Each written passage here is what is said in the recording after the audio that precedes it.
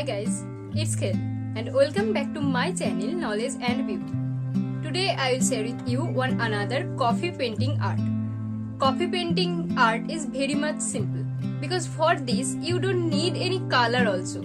You have need only grounded coffee, coffee powder and some water and also one paint brush. If you want, you can keep a pencil handy so that you can create a outer line and after that you can color like you do watercolor. By using media of various material, you can get different tone and texture. And also if you use small brush or any thick brush, then also you will get the tone lighter or softer. And if you want dark color, then you have to add less water. And if you want lighter color, then you have to add more water with that coffee powder. The technique of coffee painting is very much easy. You have to need only the things what you use to do some watercolor. And these things inspired from Chinese because they have used tea to make some painting. And from that things only some people inspired and used coffee for this painting. Coffee painting is created by simply using some coffee and water. You have to make your tones by using more water or less water, whatever.